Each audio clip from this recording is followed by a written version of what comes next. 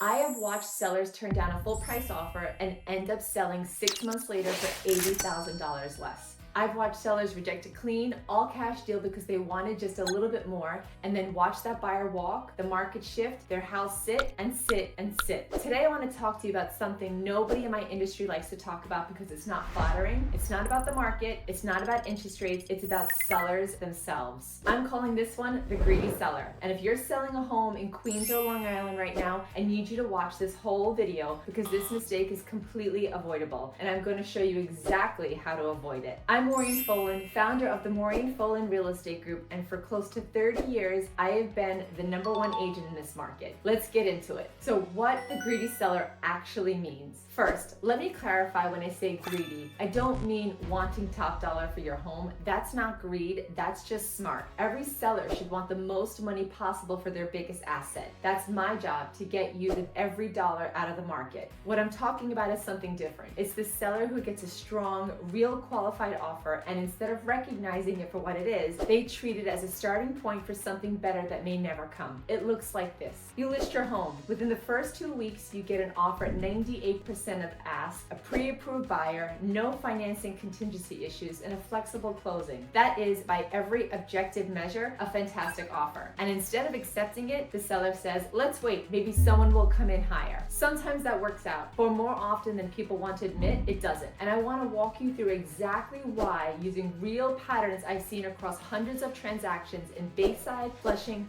Meadows, and Whitestone. Here's the math that nobody explains to you. Here's what most sellers don't understand. The highest offer you'll ever get on your home is usually the one that comes in within the first 2 to 3 weeks of listing. Why? Because that's when your home is freshest to the market. Every serious buyer who's been actively looking sees it immediately. Every agent with a qualified client gets the alert. That wave of early interest is the most competitive your home will ever be. After that initial window, the buyer pool changes. The buyers who are left are the ones that have already passed on it, or new buyers just entering into the market. And both groups start asking the same questions. Hey, I wanted to share something for free. I prepared a home seller preparation checklist for residents of Queens and Long Island. This guide will give you everything you need to know about preparing your home for sale. So if you click on the link below in the comments, you'll download your own copy for free. Or if you visit maureenfolan.com, you'll be able to get your seller checklist there. So thank you so much, and let's get back to it. Why is this house still sitting here? Why has nobody else bought it? That question is worth real money. I've tracked this across my own listings for years. A home that sits on the market for 45 plus days typically sells for meaningfully less than one that goes under contract in the first 2 weeks. Even in the same condition, same neighborhood, same price range, that data on this is remarkably consistent. So when a seller turned down a strong offer hoping for something better, here's the actual bet they're making. They're betting that a better offer will show up later in a smaller, more skeptical buyer pool after the property has been already sitting on the market long enough to raise questions. That's not a great bet. That's a coin flip you're playing with your equity. I want to be honest with you about something. This isn't usually about spreadsheets and market data. It's emotional. Selling a home, especially one that you've lived in for years, maybe raised your kids in, is deeply personal. And when the first offer comes in fast, there's a strange psychological reaction a lot of sellers have. They start to think that was too easy. If someone was willing to pay this fast, maybe I priced it too low, maybe I'm leaving money on the table. That feeling is completely understandable, but feeling like you left money on the table and actually leaving money on the table are two very different things. I've had sellers describe this exact anxiety to me. The offer looks great on paper, but a nagging voice keeps saying, what if I can get more? And that voice gets louder when a neighbor mentions their cousin sold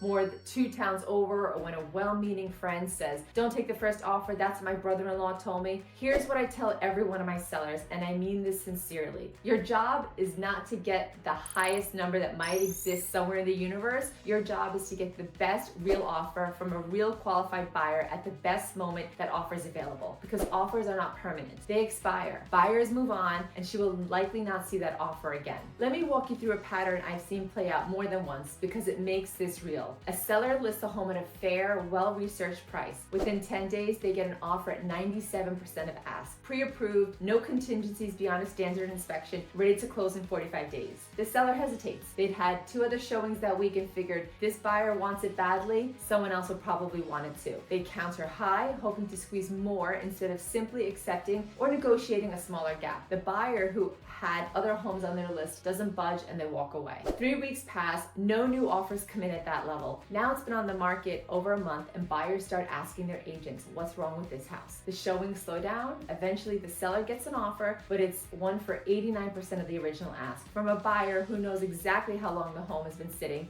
and negotiates like it. The net result, the seller earned less than the number they turned down, took on more carrying costs, and spent an extra 2 months managing showings, stress, and uncertainty. That is the greedy seller trap. Not because they wanted more money, which is completely reasonable, but because they misjudged what a real offer in the moment actually was worth. So how do we avoid this? When an offer comes in, here's the framework I walk every one of my sellers through before they make a decision. Number 1, is the buyer actually qualified? Pre-approval letter, proof of funds, real underwriting, not just a text saying I'm pre-approved. I verify this personally on every offer I bring my sellers. Number 2, what's the full picture? Not just the number. A slightly lower offer with no contingencies and a flexible closing can be worth more than a higher offer loaded with conditions. I always show my sellers the real apples to apples comparison. And number 3, where are you in this market cycle? An offer in week 1 of a hot spring market behaves differently than an offer in a week of a slow winter market. I tell every seller exactly where we stand before they make that call. And number 4, what does declining actually cost you? Every week your home sits, you're paying carrying costs, mortgage, taxes, insurance, utilities, plus the market perception risk we just talked about. That's a real calculable number, and I run it for my sellers so they're just deciding with facts and not just going with their gut. And number 5, and this is a big one, is this genuinely a rare offer, or is it reasonable to expect another one like this to come in soon? This is where 25 plus years of doing this in Queens and Long Island actually matters. I know these micro markets. I know when a strong offer is one of many likely to come, and I know when it's just the one. And when it's the one, I tell my sellers directly because they deserve to know before they let it go. Here's the truth I want you to leave with today. Wanting top dollar for your home isn't greed. That's exactly what I'm here to do for you. But confusing, I want more with a better offer is actually coming, is where sellers get hurt. If you're getting ready to sell in Bayside, Flushing, Whitestone, anywhere in Queens or Long Island, I'll walk you through every offer you get line by line so you know exactly